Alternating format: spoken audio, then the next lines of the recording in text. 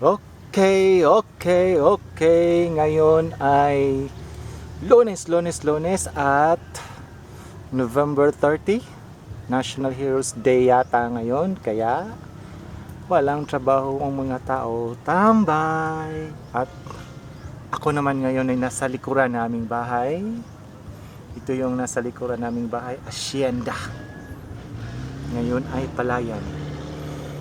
Noon po ito ay isang bayabasan, yung mga local na bayabas, tawag dito mga Bisaya. Dito po yon, kung tutusin, ito yung childhood playground namin. um, Noon, nung mahirap pa talaga ang sikip ng panahon, pag walang baon o kaya may baon naman 50 centavos, kulang yon, di ba? So papunta pa lang kami ng eskwelahan na dadaan kami dito sa bayabasan.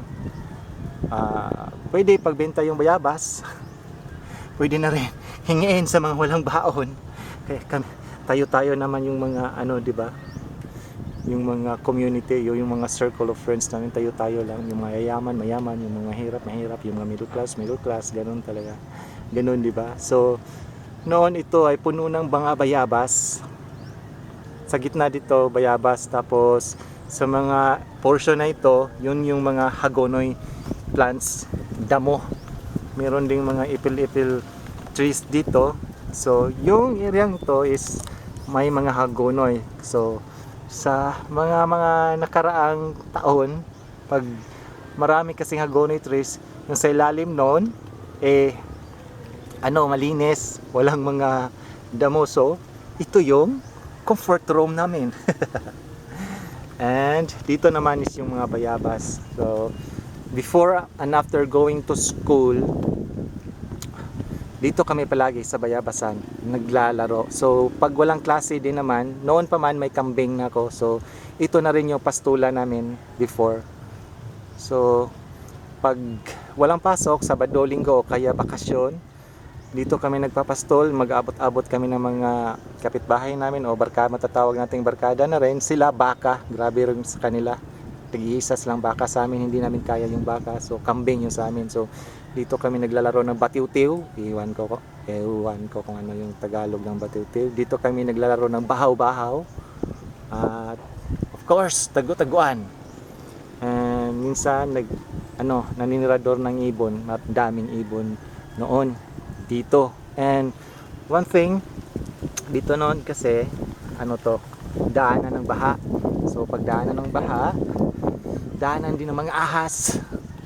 Grabe yung ahas sa amin. Araw-araw kami pumapatay ng ahas. Iba't ibang klaseng ahas. Pwede, yung isa is yung ahas sa bahay, pinapatay pa rin namin. Kalain mo sa altar, nagdadasal ka, pero sa likod pala ng Santo Niño, may itim na ahas na nakatira doon. Maliban sa mga bahay na ahas, anong tawag doon, meron talagang malalaking ahas dito, pumapatay na ng kumakain na ng manok. At maliban doon, may halo, yung lizard, anong tawag doon, hindi ko mapangalanan.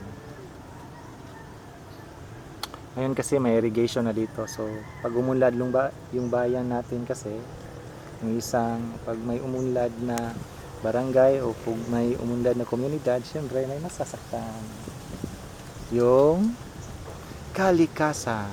So dito nung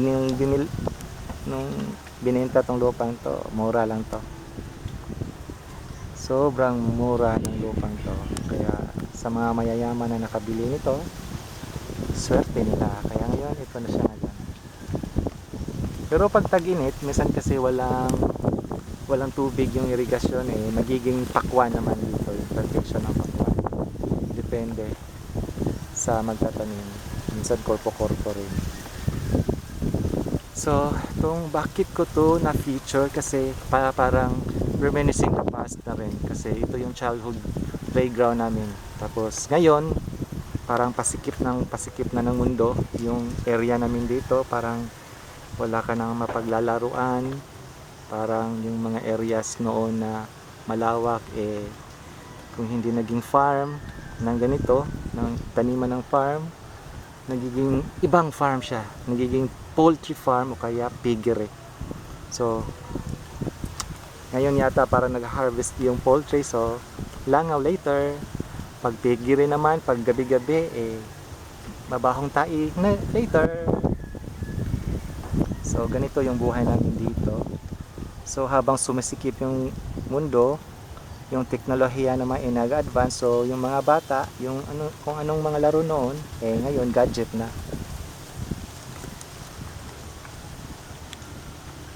Gadget na siya.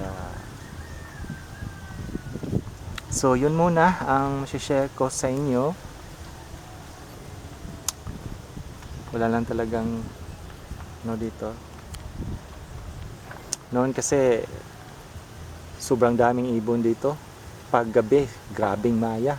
Diyan natutulog sa umabaw ng Hagonoy, may mga kutok, may tukmo, may tamsi.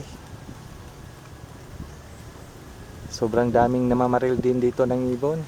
Kahit pinagbawalan na, sige pa rin. Kaya maganda din lugar namin dito. Presko pa man ang hangin. Napapaligiran kami ng tanim, napapaligiran kami ng asyenda. Yung lupa kasi namin, yung binili namin, tamang-tama lang na mabuhay kami. Na may nandoon yung bahay namin, yun lang, may bakuran kami, makagawa ng konting garden, yun lang. Pero ito, hindi ito sa amin. So, yun lang. Ito yung irigasyon. So, ito yung childhood playground namin before. Marami ditong bayabas. May punong lumboy. May puno ng sampalok. Before, na-convert pa namin to ng maisan. Pero hindi rin nagpa-sprout. Kasi yung lupa, kailangan ng bukalin. Later, nag-transfer kami to Munggo. Hindi pa rin umubra. So, binitiwan na rin namin. Kaya yun, dito na rin siya, iba na yung may-ari. Asyenda na siya. Yan yung may-ari. Bahay ng may-ari. Nasa gitna siya ng kanya asyenda. Sa kanya na ang lahat. Nasa kanya na ang lahat. Sabi Daniel Padilla, nasa kanya na ang lahat. Sa iyo na ang lahat. Yan naman talaga dito sa Pinas. Kung sino yung may maraming napundar, sa kanila na ang lahat. Tayo yung pwede lang, kaya lang, yun na. Kung saan pupunta yung hangin, doon tayo. Basta masigla. So, goodbye. Thank you for listening. Thank you for watching. Thank you for viewing. Basta maayos lang pangatawan, okay na. At makulimlim. Siyempre, December na bukas. Malamig na ang simoy ng hangin. Magpapasko na talaga. No other else. Lahat tayo magpapasko. Mag-celebrate tayo ng Pasko. No matter what.